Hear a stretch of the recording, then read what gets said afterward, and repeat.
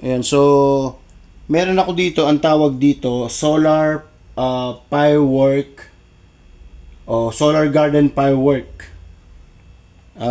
LED, no, pang display. So pangkaraniwan to ngayon sa ano sa mga bahay-bahay sa garden. So ang problema naman nito, gusto ko lang i-share sa inyo, hindi na siya nagcha-charge. Ngayon napansin namin, kaya pala hindi siya nagcha-charge. Nung binuksan ko, battery lang pala ang problema. So bubuksan ko, papakita ko ulit ha. Si-share ko sa inyo kung paano i-repair o ano yung nagiging problema. Pag binuksan mo to, ito yung laman niya sa loob. Ayun o. Dalawa, di ba? Ayan. Ayan lang pala ang laman niya sa loob. Ayan. Tutukan mo ng camera. Ayan, ayan lang oh. Isang battering rechargeable, tapos yung pyesa. Ngayon, itong battery ko na to, Energizer na to, medyo branded ng konti ito. Rechargeable na siya. Pero yung dating nakakabit dito, Chinese na brand eh. So hindi na siya kasi umiilaw napansin namin, hindi na umiilaw, isang araw hindi na siya umiilaw. So tinry namin bumili ng battery, rechargeable siya, ayan. Pinalitan namin. Pero okay na pala. So okay na rin pala siya, gumagana na. Kaya lang baka ma-encounter nyo rin na minsan pinalitan nyo na ng battery, tapos parang minsan pag kinakapa nyo yung switch, okay siya. Yung switch, kaso lang ang ano nito, ang problema ngayon nito, papatay-patay siya, parang kinakapa-kapa ko siya, Parang kinakapa ko siya na para umilaw talaga siya.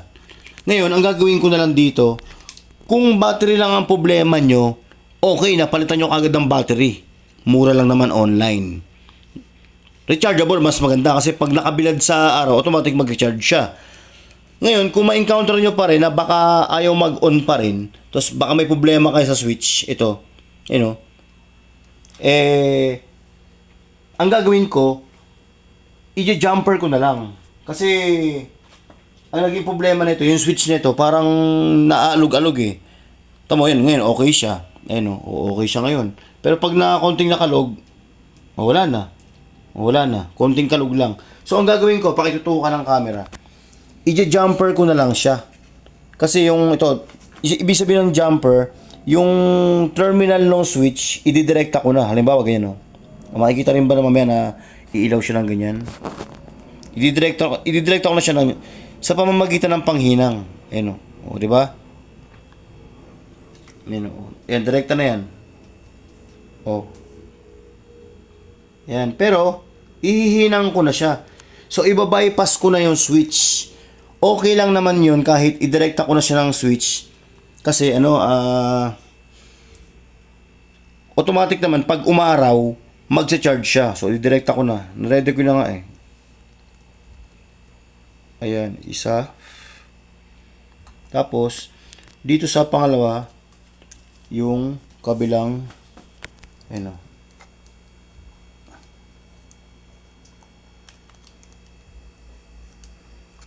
Ayan, umilaw na nga siya, oh. Ayan, so direkta na siya.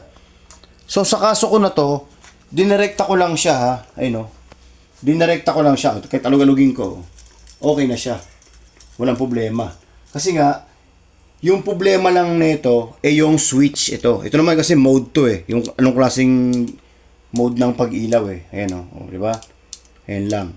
So kung battery lang ang problema nyo, battery lang ang lagay nyo, AA battery. Ayan o. AA battery, rechargeable. Pwede mo testingin to ng hindi rechargeable basta AA. Pero syempre, pag umaraw na mag-charge na siya, di ba? Kaya rechargeable ang ilagay mo kasi mag-charge naman siya pag may liwanag na. O sa kaso ko, may problema lang din yung switch ko, dinirekta ko na. Ayun, dinirekta ko na. Para automatic naman kasi siya eh. Pag inon mo talaga yan, talagang mag-charge na siya sa araw. Halimbawa, i-shoot ko lang na mabuti. Ayan. Ayan, di ba? Ngayon, tama ha. Ito yung ilaw ko, pansinin nyo. Ito yung ilaw ko. Ito yung solar. Pag tumapat na kasi sa araw yan, wala na. Kasi automatic, magcha-charge yung ito. itong battery. O bababa ko ulit ha. O iilaw na naman siya.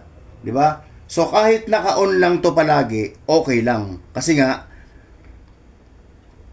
automatic naman yun, mamamatay sa araw, iilaw naman siya sa gabi. Ayun o, wala na naman siya, meron na naman. Ayun o, di ba? O wala, meron. Kasi nakatalikod sa araw.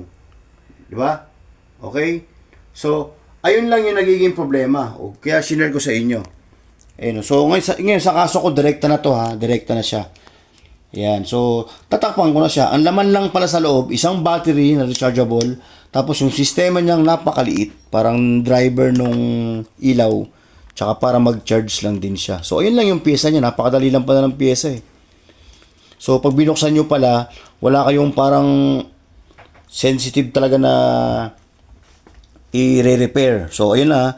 Kung may problema kayo sa battery, ulitin ko, bilan nyo ng battery. Kung okay pa yung switch, go. Di okay na. Tapos ang problema nyo. Kaya sa kaso ko, ginamper ko lang ha. Kasi sira yung switch ko. Wala na akong pamalit eh. Total, automatic naman siya nag-charge eh.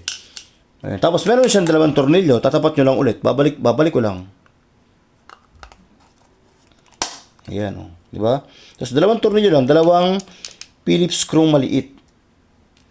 Ayun lang. So, sayang din naman kasi 100 plus din pag bumili ka.